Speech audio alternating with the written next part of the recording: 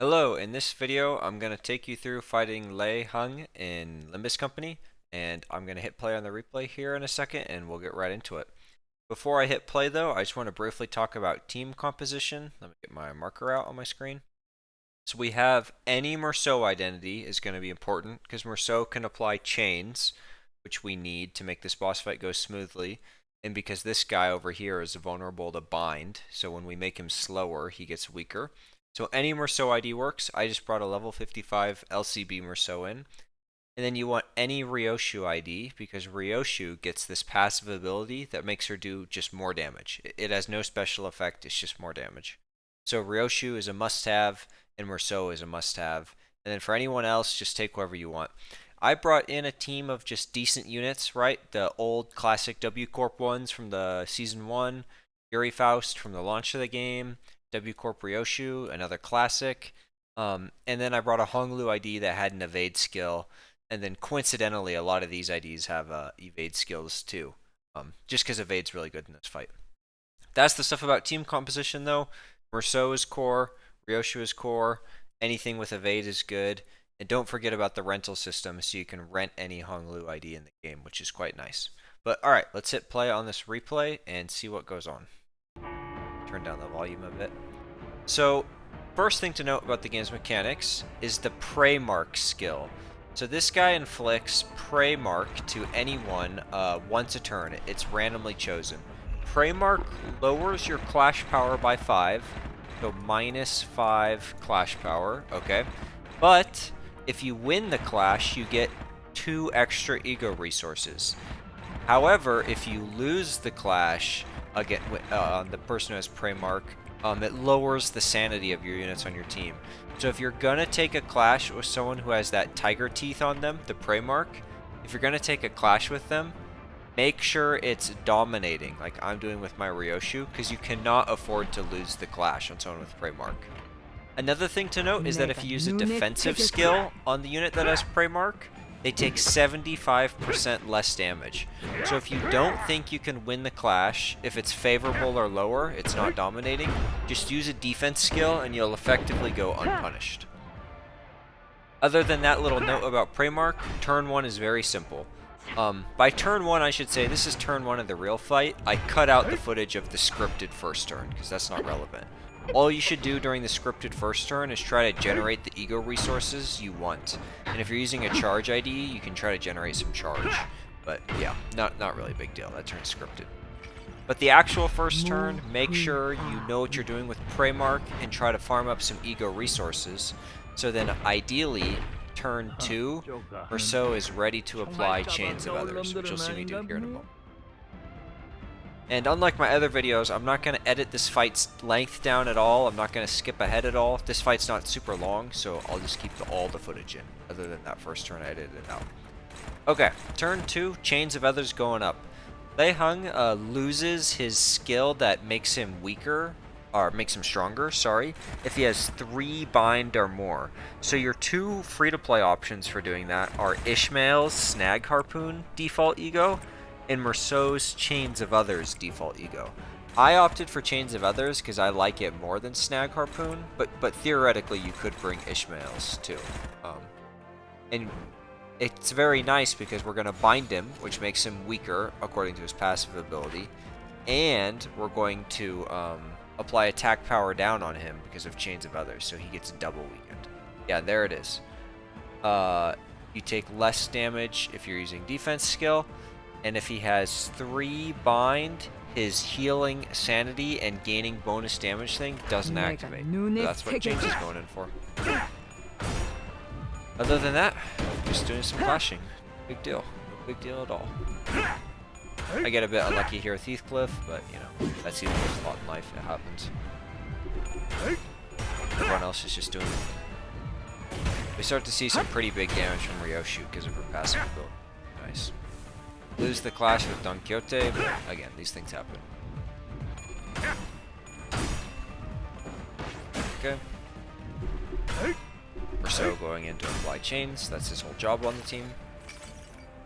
It's kind of ironic, LCB Merceau is not bad for this because he's so tanky. He's one of the tankiest Merceau IDs out there, ironically. So, There you go. Default unit is still relevant in 2025. And there we go. I wasn't confident about winning the clash because I had prey on Faust, so I just had her dodge. No big deal. Big deal at all.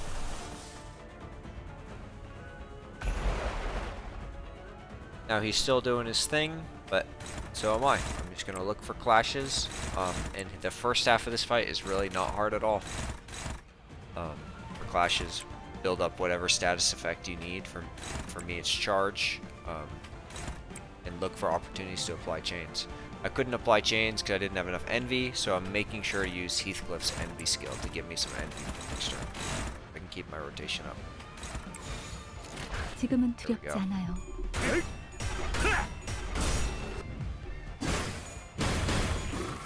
One thing I should note, while we have a bit of downtime, since this part of the fight's pretty easy, you don't need to kill this guy. It's like the Ricardo fight. You just need to get him down below around 700 health, I think. Well, I'm not quite sure the exact threshold. It's higher than 500, but lower than 1,000. But that is kind of nice, because we don't actually need to go all the way and kill this guy. Hung Lu going in with Land of Illusion. Get some sinking on the guy, which is nice to lower his sanity a bit more. Although his sanity is actually already at 45. Okay. Or so is the king. Alright, so when he uses Tanglecleaver, anyone on your team can clash it. So what you should do is you should have all of your team members use a defense skill on Tanglecleaver to mitigate the amount of damage it's going to do to you. And then have your guy with the most HP or your guy with the best clashing power take on Tanglecleaver.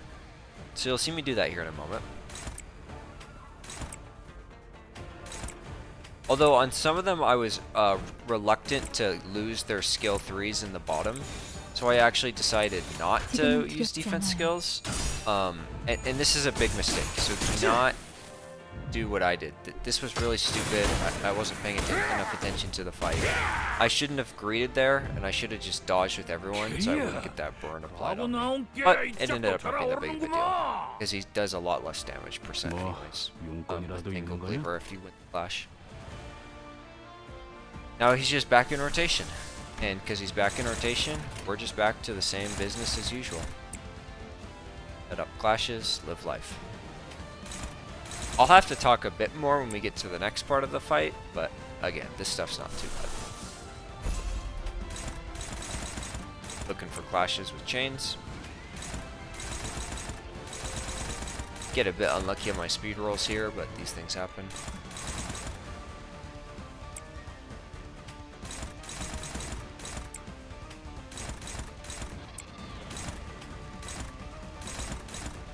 Okay.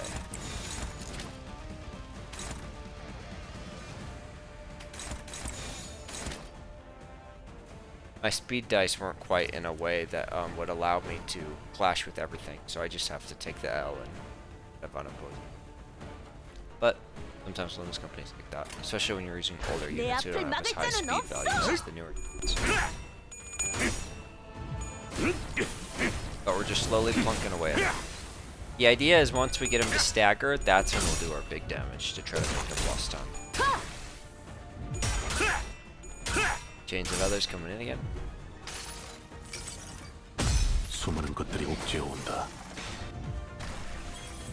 Very nice.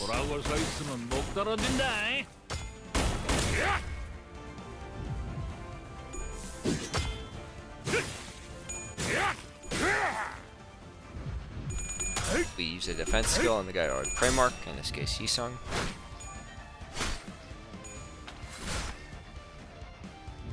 Everyone else is still just coming.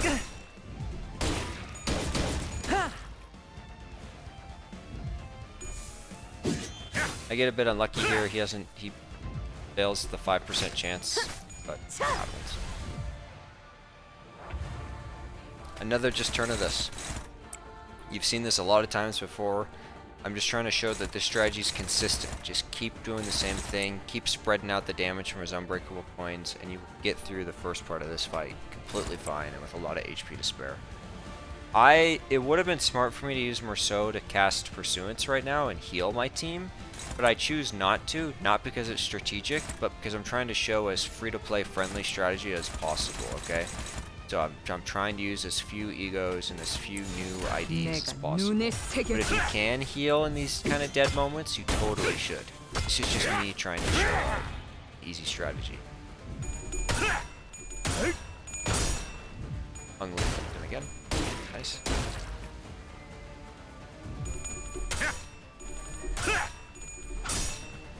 The classic rip space. Awesome.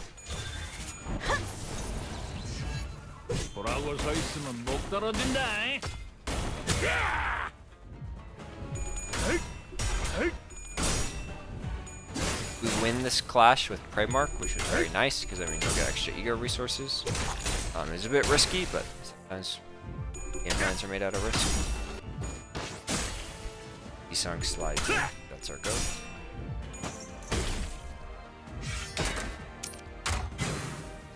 He's gonna Tanglecleaver again.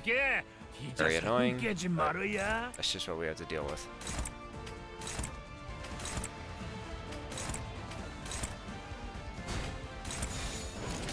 Then there we go. You can see this time I remember to use defense skills. We try to mitigate damage on people. Yeah. However, it ends up not mattering because he didn't have attack weight lined up this time, so it only hit Hungry. I was just being cautious. I do make a mistake this turn.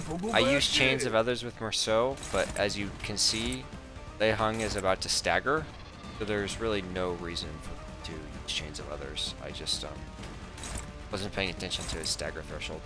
So it's a bit of waste of sanity and resources, but it's not that bad.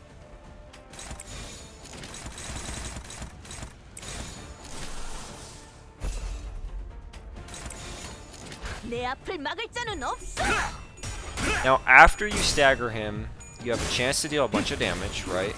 But then the fight does get a lot harder, so you need to start paying attention more after you stagger him, because things are not going to go so smoothly after this. His phase 2 is somewhat brutal. Huge damage with Ryoshu. That passive ability is also super nice. Definitely a must-have on your team, as anyone should. Oh, storms.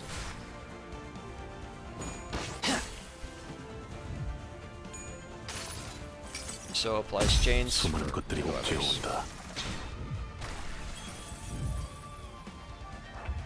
Got him staggered, so this is our chance to put some fat damage on.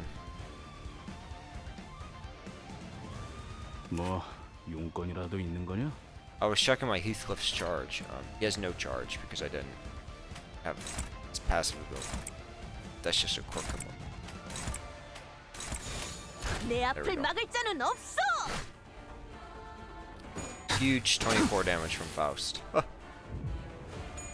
really.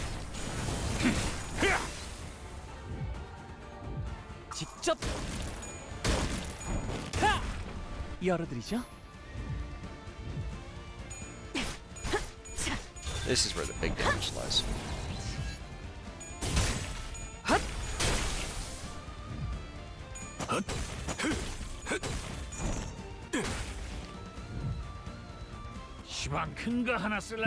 Okay, so this skill is a problem that he's about to use.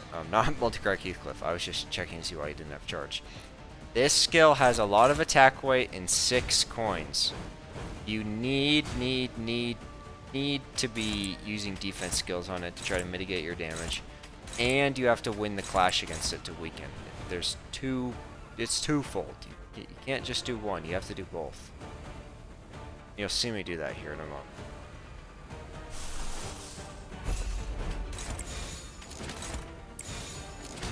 Unfortunately, it does roll pretty high, so I end up deciding to use my form. That must be the next rotation. I use my form. But I do use Ryoshu's ego because it can roll more than a 26 to beat this guy out. And inflict him with Paralyze to weaken the clapback, and then everyone else is set up to defend themselves.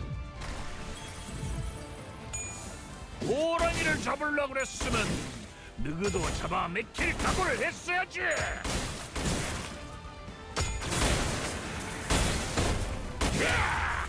It's a pretty brutal skill.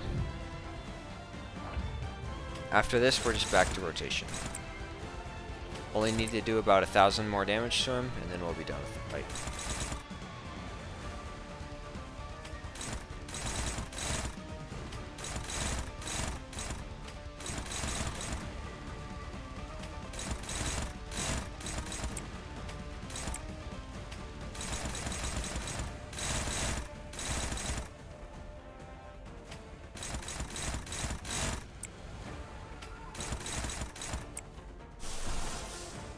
Getting chains going again, just like always.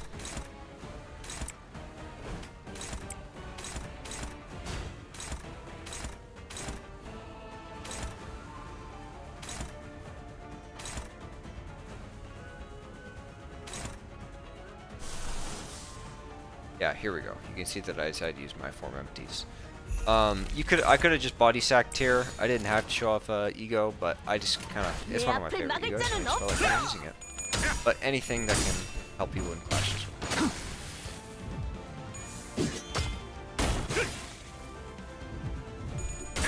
There he goes.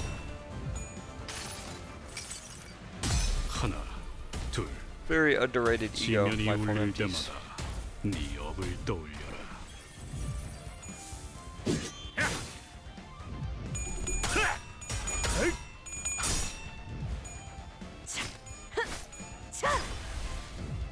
맞야, 이건 좀 받아볼.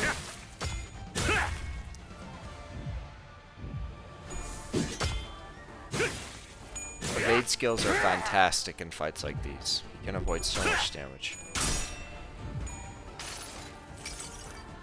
수많은 것들이 옥죄어 온다.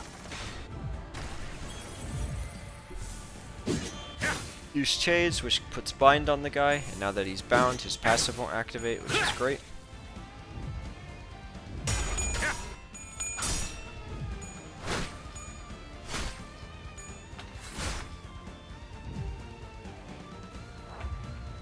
And we're getting close to the end here. So you can try to kill the mooks, which is the right play, if you like spam some attack weight ego, like throw down, blind obsession, fluid sac, plus, you know, I mean anything, contempt awe, there's so many skills with attack weight, ebony stem, and if you kill the little mooks, he won't reload his ammo. However, I decide, because I know he's only about 600 or 700 damage away from, or even less than that, from the fight ending, I decide to let him reload in order to try to pile on more damage here.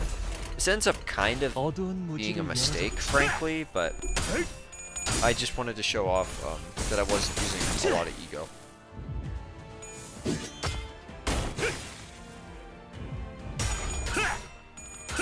Going in for the hit. I could smell blood on the horizon, which is why I decided to press my advantage and just deal damage to him.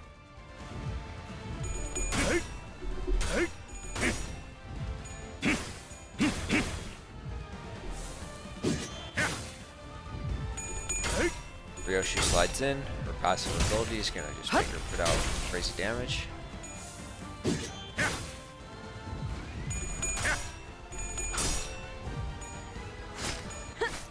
Win the skill with Preymark, flash with Preymark, which is nice because it means I get extra hero resources. I started to greed there a bit instead of just evading.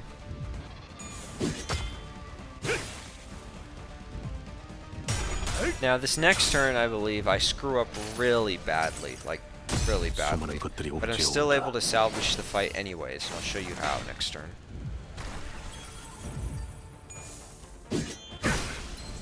Gotta get through.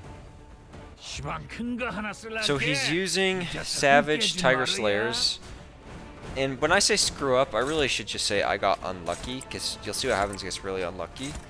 But if the same thing happens to you, don't give up. Keep fighting it out. So he's going through, right? He's going to use his skill. So I set up a dominating clash with Heathcliff, because he's my only ID who doesn't have an evade. So I figure that he'll be a good one to dominate with. And I missed the, I have a 5% chance to roll tails, and I do. And so he actually, with all 6 of his coins, is able to outroll me and destroys my whole team. At least he destroys Heathcliff and the 2 people who roll tails on their evade. So I have a lot of people die or get badly injured. But all you can do in a situation like this is keep playing. The thing to note is once you've beaten this guy, the fight ends at the end of the turn. So even if you have a turn that goes bad, you're just waiting for that relief at the end of the turn when the fight ends. So don't like GG out mid-turn like a lot of people do. Play every turn out once you get them below 900 health, because you're starting to get really close to that threshold where you're going to win the fight. So even though I'm down 2 sinners and I'm badly wounded, I just keep pressing the attack and I go in.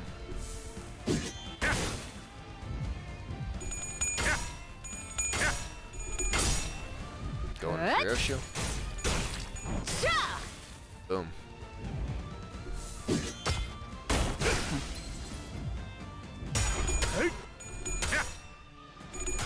Faust is able to get a tiny bit of extra damage in.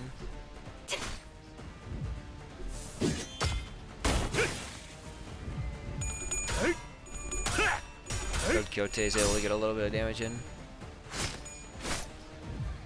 맞야 이건 좀 받아. She dies, but her sacrifice was not in vain.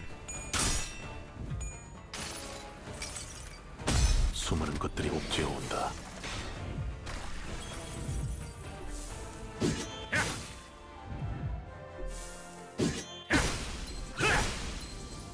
Rip. There you go. I beat the fight. I ended the recording here so you don't see a little cutscene afterwards. And yeah, that's how it goes. I hope this video was helpful for you, and have a great day, managers.